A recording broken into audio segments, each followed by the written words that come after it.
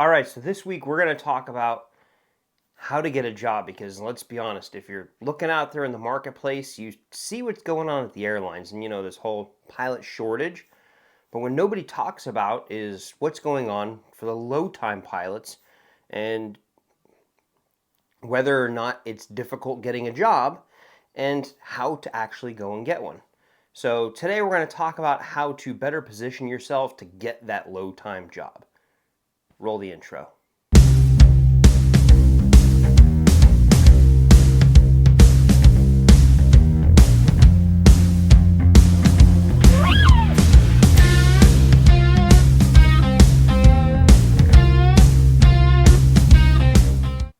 All right, so we're going to talk a bunch of different ways here. I got some notes. I took some notes down of things that you can do to help you position yourself better to get that low time flight job. Because again, we could talk about the airlines, but I think that's been kind of beat to death. Everybody understands at this point that it's more or less a captain shortage than anything else.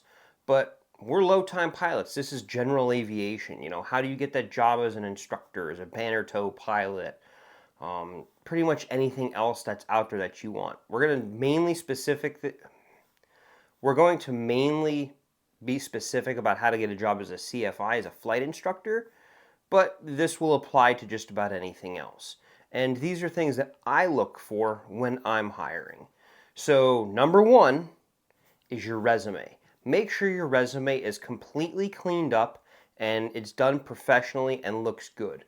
One thing you want to do is make sure that you have your flight time and your ratings near the top of that resume.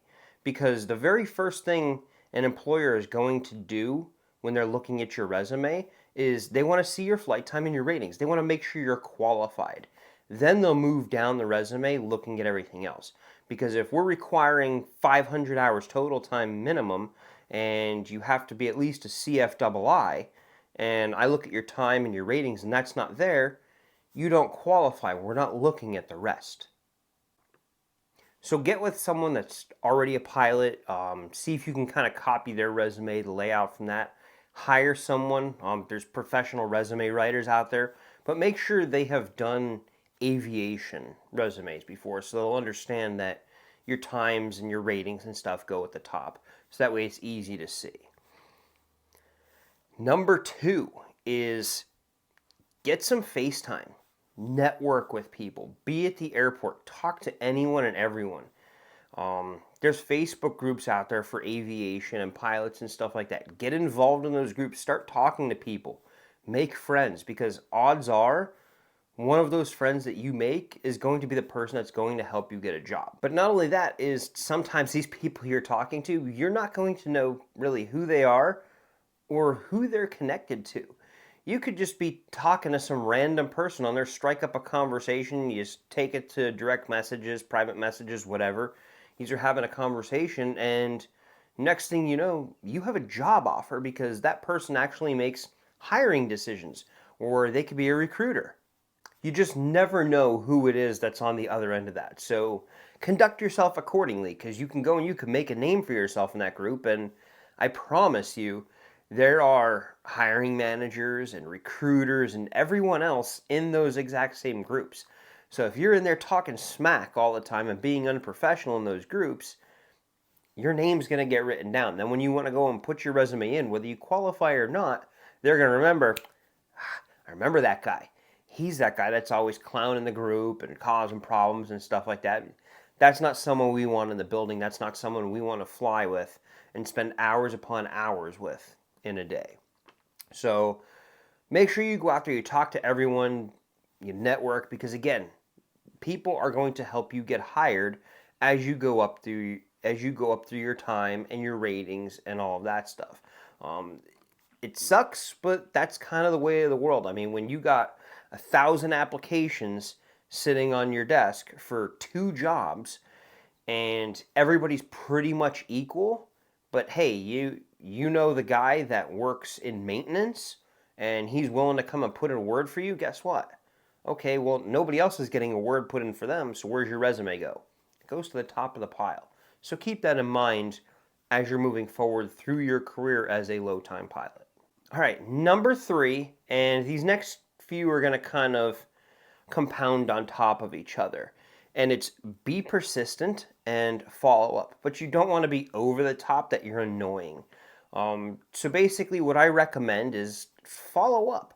So if you do talk to someone or you do send a resume in or something like that, give it a week and then reach out. Make sure that they received it. Ask them if they have any questions, and then kind of let it go from there. You can let it go another week or two, or if you don't hear anything back, you can always call and say, hey, I applied for this position. I haven't heard back, and I understand it. Can you give me any feedback based off of my resume and my position for this type of job? Obviously, it's looking like I'm not a good fit for you guys at this time, but can you give me any feedback about where I'm not meeting the standard or I'm not being as competitive as some other pilots, so that way I can go and better myself for the future when I do come back to you and apply again? I promise you, if you were mediocre, that moves you to the top of the pile, because they're going to it shows that you're willing to improve. It shows you're a go-getter. You're willing to make things happen. So you're going to help yourself with that, but also you're going to get valuable feedback. Kind of like me, like when I applied for my first CFI job, I applied for CFI, and well, the problem is just having your CFI, at least in the Orlando market, is no longer good enough to get a job. You have to at least be an instrument rated CFI, the CFI instructor, instrument instructor, CFII. You have to have that. But then let's take it a step farther. What I found out through following up and trying to find out things is that's not even good enough at this point in the Orlando market. You have to have 200 hours of dual given time. So you have to have 200 hours in your logbook of instructing, along with having a CFII, to even just make the basic competitive level here in the Orlando market. Now, I'm sure there's some places that will hire you with less, but just talking around to other schools and stuff, that seems to kind of be their baseline right now. So the problem is, well, how do you get that 200 hours of dual given time if you can't get a job anywhere? And, well, that's the problem right now, at least we're seeing here in Central Florida, with pilots and flight instructors and people trying to build time and stuff like that. Where do you go and get it? Because no one's willing to give you a shot from the beginning to help you get to that point. So you got to kind of find other avenues to do it. Number 4 is a personalized email. So when you send, and it could be a personalized phone call, cover letter, whatever.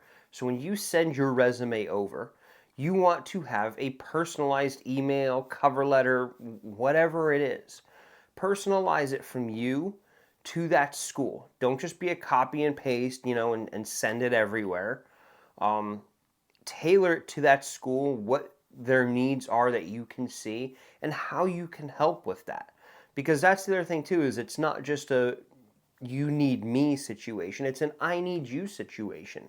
So yes, the school understands how they can make your life better. They're going to give you money, they're going to let you fly planes, and it's going to build your time, and then they know you hit 1,500 hours, you're out the door. You're leaving, they got to go through the process all over again. It's a revolving door. Schools know and understand that. But you will get those people that'll stick around and just kind of be lifetime CFIs. That's just kind of what their jam is. But again, nobody really knows what your goals are, what it is you want, and how you can benefit the company by being hired there if you don't tell them. So personalize that email. Tell them what you can do for the company, because they already know what they can do for you.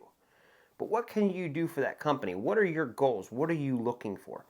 Spell all that out for them so that way they can get to know you and understand you and what you want to do, and that will help them make a better decision on whether or not you're a fit for that company.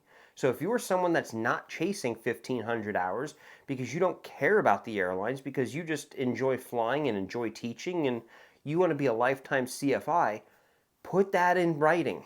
Let the school know that, because I promise you, that means something to that school. That's one less person, if they stick to that word, that they're going to have to turn over. But don't lie. If you go in there and you say, oh, I'm going to be a CFI for life, I have no plans to leave, and then you hit 1,500 hours and you're immediately out the door, Well, now you're building a bad reputation for yourself and word is going to travel. Now, I understand things change, circumstances change, life happens. So it's one of those things where if that's your plan, you want to be a lifetime CFI, but hey, I don't know, you have a big medical bill due or something like that, and you really need the money, so you have to go into the regionals or go get that jet job and stuff like that. Talk to the school. Let them know what's going on. They're going to be understanding with stuff like that. But again, you have to let them know. Don't damage your reputation because that will hurt you down the line. Number 5, and this goes with number 3 with the personalized email and letter and stuff like that. Do a thank you card or a thank you email to the hiring person, the recruiter, whoever it is that you spoke to within that company. Even if you don't get hired, send a thank you card or an email or whatever for them taking the time to at least look over your email. I promise you that simple little gesture makes you stand out because no one else out there is doing that. So again, that can also be considered a follow-up like we talked about in number 3. It's going to help you stand out. It's going to help you get that resume kind of looked at again. Because now you're saying, hey, it's been a month or whatever it is, and they get an email from you saying, hey, thank you for the opportunity to interview or reviewing my resume.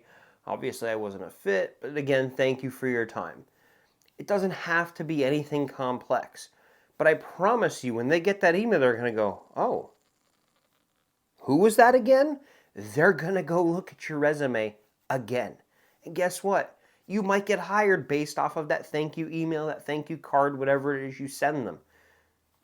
You never know. It doesn't hurt. You're being a good person at that time or at that point doing something like that, but you're also still going above and beyond what everyone else out there is doing. And again, the reason I have this list and I'm making these things is because I decided to go out there and start my own flight school, and I see what's coming through. And a lot of it's not good, and I understand why a lot of people are not getting hired for jobs. So when I have someone come through that does a lot of these things, guess what? They go to the top of the stack of people that I would hire when I get to that position and where I need to take on help for doing different things, whether it be more instructors, office personnel, whatever.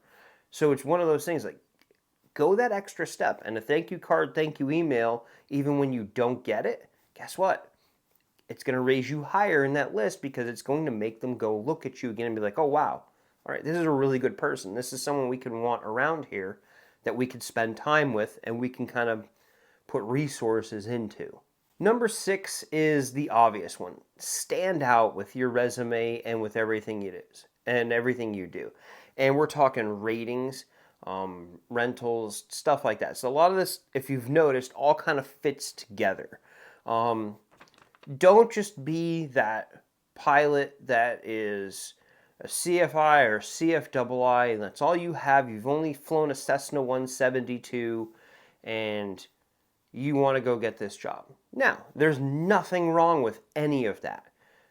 But again, how are you standing out from the rest of the pile? You're really not. So go out there and get some unique things. Go fly some different aircraft. Get into flying clubs where you can fly some different aircraft.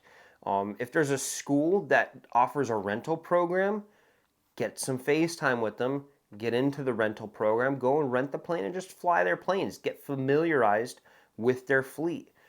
Do things like that because, again, we go back to number 2, the networking and getting FaceTime and stuff. So if you're renting from a place that you want to work, they're going to see you. They're going to see your pre-flight procedures. They're going to see your post-flight procedures. They're going to see how well you take care of the aircraft, how quick you are to pay your bill. You know, those type of things, what type of person you are. Because you're also going to be interacting with the office staff if you're doing stuff like that. But then when we go to the ratings, go get some unique stuff that's going to stand out. Go take that aerobatic lesson. Go get your tail wheel endorsement. Get your high performance and complex endorsement. Go and get all of these different things and make sure you put them on there.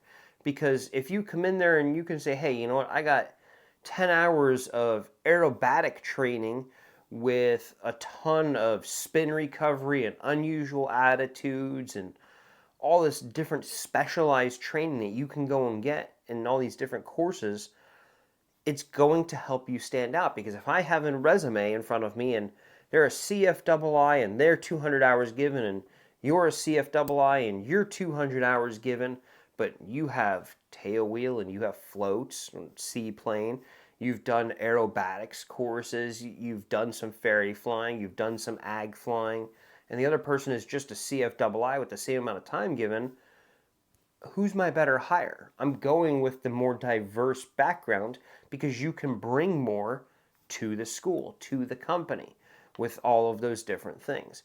So again, diversify that background and that resume with that. And number 7, which is the bonus one, just because it's what I did. If you're an entrepreneur or you have that kind of drive in you and you're just not getting a job doing what you want to do, start your own company. That's what I did. I didn't have the money to go for CFII initially when I got my CFI. I'm doing it now, but I didn't have the money for it, so I'm just a CFI. And like I told you earlier in the video, you can't get hired in Orlando unless you're at least a double I, and most of them want to see 200 hours of dual given. Well, I didn't have either of those. And I'm not just going to sit home and do nothing. I love to fly. I love to teach. And you've seen that with some of my students in the videos on this channel already. So I went and I started my own company. Sure, some people will go out there and they'll just do independent CFIs, and that's a great route to go. I took it a step further, formed an LLC, and started my own company because I want to have the ability to grow should I get to that point. If I don't ever get to that point, that's perfectly fine. LLCs really aren't that expensive to kind of get into, get registered, and get the bank accounts and stuff. It doesn't cost a ton of money, but it protects myself, it protects my name, it protects my business name. So if I do want to expand down the road, I have the opportunity. I already have that foundation set to be able to build from. But again, now if you go that route, you go the independent route, you start your own company doing things like that, you have to know how to market. But again, those are things you can learn. And you have to know how to go out there and find students for yourself. And again, there are ways that you can learn that for free online. I actually plan on making a video on how to be a successful independent CFI here coming up in the future. I'm just still working on putting that together. So again, watch for that video here in the future. But again, don't be afraid to step out on your own and start your own company for doing whatever it is you want to do. If you want to be a ferry pilot and you can't get hired by a company to ferry airplanes for them, start your own ferry pilot company. Again, just make sure you're in compliance with the FARs and everything else that you're supposed to do. But there's really not a lot out there stopping you from starting your own company to do what you want to do. As long as you're not trying to become a 135 or a 121 operator, the barrier is very low to being able to start your own company and do these things. I know flight schools out there that are owned by people that aren't pilots.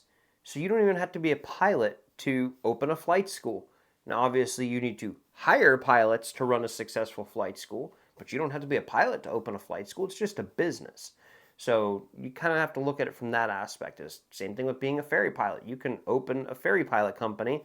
You don't have to be a pilot. You're going to have to hire pilots to do the ferrying at that point, or banner towing or anything else, but you can go and start your own company for any of these things.